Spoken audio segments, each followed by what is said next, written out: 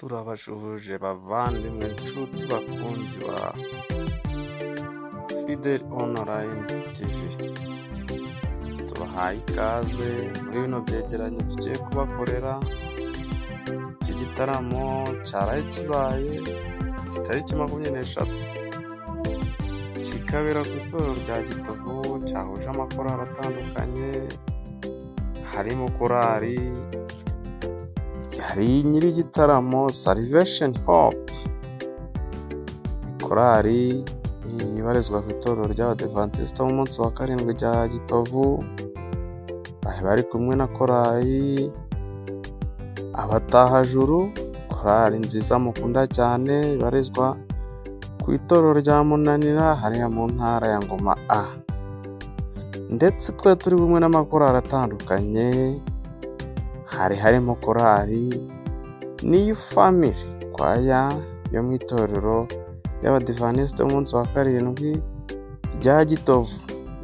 Iyo korali ikaba yaturirimbiye indirimbo zitandukanye nziza kandi zikunzwe, nk'indirimbo muzi cyane yitwa Ngufitiye Inkuru. Iyo ndirimbo yayiririmbye, ndetse n'indi bita Imitwaro. Cyari igitaramo cyiza cyane. Erega sabo gusa, tuba turi kumwe na korali bita New Eden Garden kwaya, korali barizwamo urubyiruko rwinshi, abanyeshuri benshi, korali nziza cyane, nayo itangiye kujya mu ruhando rwa YouTube. Ubu ngubu ufite indirimbo imwe kuri YouTube. Nsubiye inyuma gatoya, New Family nayo ikaba igeze kure, ifite video imwe, ikaba ifite amawodiyo agera kuri 4 imaze gushyira kuri YouTube, ndetse ikaba ifite ibikorwa byinshi ishaka gukora. Abatahajuru nabo mubakeneye mwajya kuri YouTube yabo yitwa Abatahajuru kwaya Munanira SDA Church. Izo zose uhita wongeraho Gitovu New Family kwaya SDA, Gitovu SDA Church, ukajya kuri New Eden Garden, Gitovu SDA Church, ukazibona ukabona indirimbo zabo. Rero si abo gusa, hari n'indi korali nziza cyane mukunda, korali yitwa Tugane Yesu, korali nziza ibarizwa ku itorero y'Abadiventiste b'umunsi wa karindwi rya Gitovu. Iyo korali yadushyiriyeho indirimbo nziza, iratunezeza, abantu barahaguruka. Rero si ibyo gusa, hari n'indi korali ubu ngubu iracyitwa Abagenzi Bategereje, ariko mu minsi iri imbere izaba ifite izina rishyashya. Ni korali yihuje, mbere zari korali ebyiri, imwe ikitwa Abagenzi, indi ikitwa Abategereje kugaruka kwa Yesu, ariko ubu ngubu barihuje, baba bafashe izina cyitwa Abagenzi Bategereje kugaruka kwa Yesu. Mu minsi iri imbere badufite n'igitaramo cyiza cyane ku isabato itaha, kizabera ku itorero rya Gitovu. Icyo gitaramo kizaba gifite insanganyamatsiko, bifuza gukora umurimo, bubaka urusengero rwo ku itorero rya Gisita. Ni rumwe mu nsengero mu matorero agize intara y'ivugabutumwa ya Ngoma B, aho iyo ntara ikinguye mu rusengero rumwe rwa Gitovu. Rero bakaba bari muri gahunda zo kubaka urwo rusengero rwa Gishyita. Rero bararikiye gukurikira uko byagenze, ndajya ngenda babwira bikeya, imbaganirize, kandi iyi cano mujye muyikurikira kuko izajya inyuraho amakuru meza, amakuru ashimishije ku makorali ya hano mu karere ka Karongi, amakorali yo mu ntara y'Iburengerazuba, amakorali yo mu Rwanda, yo hanze. Rero ni channel nziza cyane tugiye kujya tubonaho ibyegeranyo bitandukanye. Ndabashishikariza utari wakora subscribe kwihutira kuyikanda, maze ubwo dushyizeho video nziza uzajya uba uwa mbere mu kuyireba. Muhanguke turebane, twumve n'ibyegeranyo by'ano makorali, ibigwi byayo uko bimeze, ni mu kanya.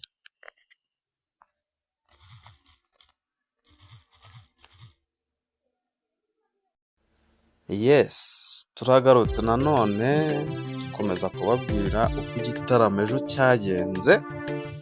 Twari dufite MC hariya, umenyerewe mu bitaramo byinshi hariya muri ya ntara.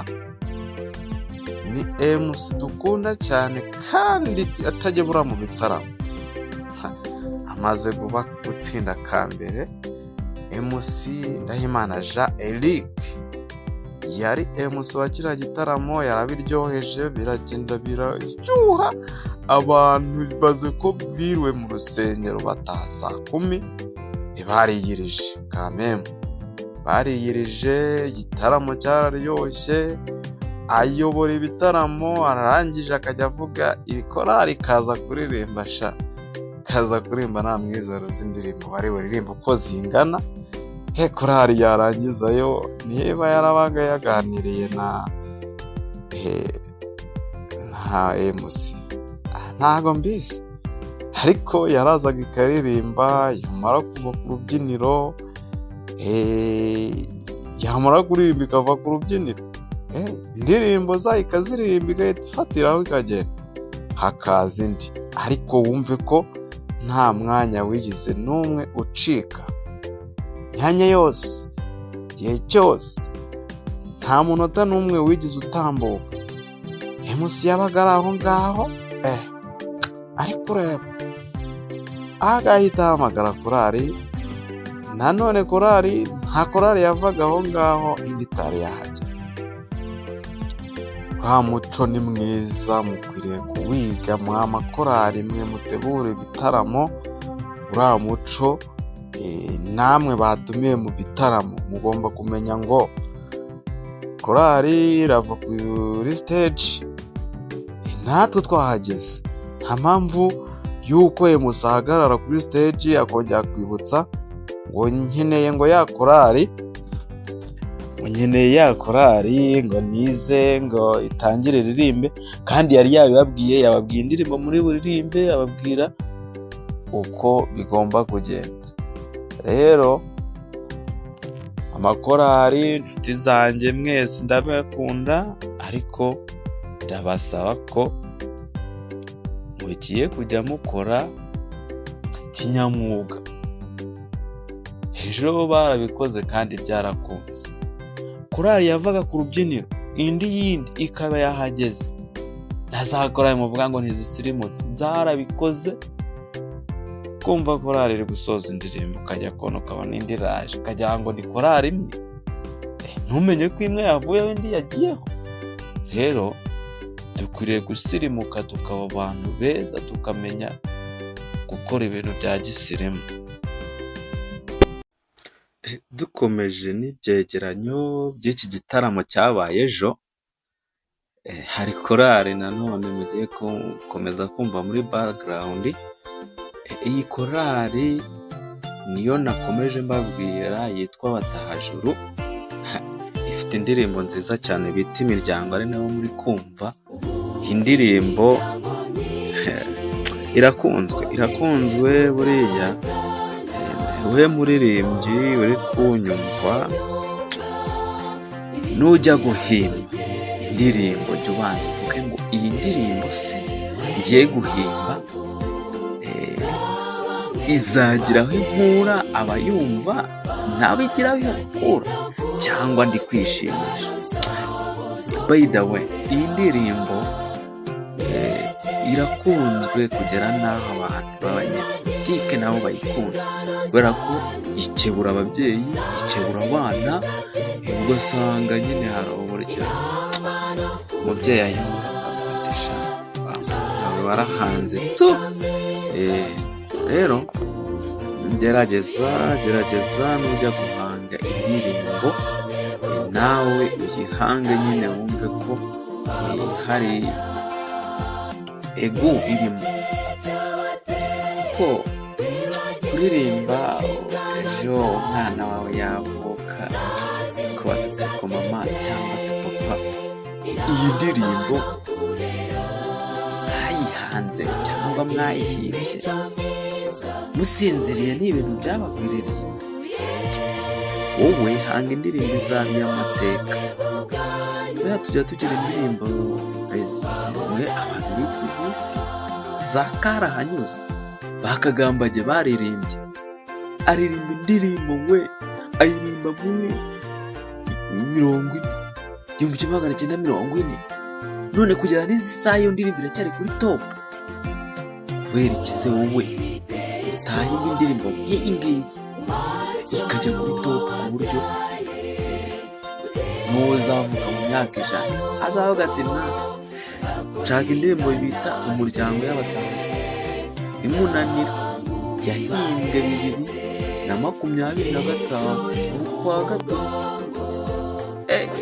Kubera iki? Gerageza indirimbo himbye jya muri Bibiliya ucukumbure ibitabo by'ubuhanuzi, ucukumbure ibitabo dusoma mu baturanyi bacu. Ntabwo mvuga cya kindi banditse, menya ko n'uwo muturanyi muturanye uri kumusomamo igitabo. Ntabwo ari ukuvuga ngo dufate inyigisho niyo dusoma gusa, oya, nawe ugenda muri kaburimbo kandi isanzwe y'igitaka mu ngo dutuye no ku mudugudu, menya ko uri igitabo kiri gusomwa na benshi, uri umuririmbyi. Ese mu muryango wawe ntabwo ugeramo ngo bagutume, ntabwo ugera mu muryango wawe ngo bavuge cya kiri kirahari. Mubyeyi wowe uhagarara imbere ukaririmba, uhagarara imbere ukabwiriza. Pasiteri wowe ushinzwe ibi n'ibi mu itorero, uri umuririmbyi, uri DJ, uri ibyo ushinzwe byose mu itorero. Ese mu muryango wawe iyo ugezemo bigenda ute? Ntabwo ugeramo usange bari kuvuga ngo cya papa kiraje, abantu bagahita bajya kuryama, akagenda akihisha munsi y'igitanda. Kubera iki? Urahagera ugatangira ukabakubita. Ariko se hari undi ujya mu muryango ukumva aranezerewe ugahita ubijira, yaba akomanze ku rugi umudamu agahita avuga ati haleluya, umutware aratashye. Umutware aratashye. Ese wari wataha umufasha wawe ngo bavuge umutware arataha, cyangwa urataha ku mutima we hagahita hazaho igihu cy'umukara kivuga ngo cya kintu kiraje, noneho ndihisha abana agahita bakubitira kujya kuryama. Rero wowe umeze gutya, ndagusaba gukurikira iyi ndirimbo y'abatahajuru yitwa Imiryango. Yes, nibyo nakubwiraga. Rero iyi korali muri kumva muri background ni korali bita New Family Choir, ibarizwa ku itorero rya Gitovu hariya mu ntara ya Ngoma B. Iyi korali nayo yari iri muri kiriya gitaramo, yakoze byinshi, yashimishije abantu, ukabona ko n'ubundi basanzwe bayikunda. Yararirimbye, abantu barahaguruka barabyina mu ndirimbo bafite nziza cyane yitwa Ngufitiye Inkuru. Iyo indirimbo bakunda, ndetse n'iyi ngiyi iri muri background yitwa Yesu araje. Rero bari kudutegurira ibintu byinshi muri kuno kwezi kugiye kuza, iki gihembwe cy'umwaka cya gatatu cya kane. Icya gatatu bagiye kugisoza Abadivantisite, ariko bakaba bagiye mu cya kane ejo bundi mu kwa cumi. Kizaba ari igihembwe cyiza cy'imigisha kuri la korali New Family Choir. Bazaba bari kudutegurira ibintu byinshi cyane.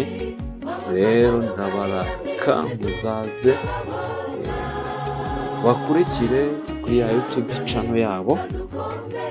Nakomeje mvuga New Family Choir Gitov SDA Church. Rero mubakurikire cyane. Noneho rero kandi ntago nakomeza kuvuga ntabibutse igitaramo nterankunga cyo kubaka urusengero rwa Gishyita. Reka dufatanye muri ino minsi, murabizi insengero zarafunzwe kubera gahunda zitandukanye basabwa kubaka. Rero muri ino ntara ya Gumabwe ibikorwa byaratangiye, bayambatse fondasiyo, bagiye muri etape ya kabiri yo gushyiraho urukuta, amatafari. Ejo bundi nahoze mpataragukira nsanga bamenye umucanga, ariko nawe ukwiye kuzana itafari ryawe igura amafaranga 45 yatanze, undi agatanga 45 amafaranga. Inzu y'Uwiteka yazamuka kandi ugasanga hari igikozwe. Rero ntaba ari njye, ntaba ari wowe tuba inkomyi yo kugira ngo urusengero rufungwe burundu, ahubwo tube abantu bagiye gufatanya n'Uwiteka kubakika inzu y'Imana ku musozi w'imigisha. Utuye i Kigali, utuye Nyamasheke, utuye Kamembe, utuye Gisenyi, uzi Gishyita, urahazi neza. Ndagusaba ngo ntaba ari njyewe, ntaba ari wowe, ugire inkomyi yo kugira ngo inzu y'Uwiteka yimuke ve i Gishyita. Rero mureke dufatanye n'iriya korali Abagenzi Bategereje ndetse na korali Ababibyi b'Umwami bazaba baje kubafasha mu gitaramo, n'izindi korali nka New Even Hope Go ibarizwa hariya kuri iriya torero rya Gishyita, na Peace Voice Family Choir nayo ibarizwa ku itorero rya Gishyita. Muze dufatanye twubake inzu y'Uwiteka kugira ngo Uwiteka ajya abamu hagati muri twe hariya ku musozi wa Gishyita hahoze hitwa Icyangugu. Turabararitse rero, ntazagire umuntu uvuga ko ntigeze mbivuga. Ni karibu bantu banjye, mureke mwe mwumva no kuri iyo ndirimbo ho gakeya iri muri background, maze hanyuma dukurikire gatoya ko igitaramo cyacu cyagenze ku majwi matoya meza cyane ashimishije yo guhimbaza Imana.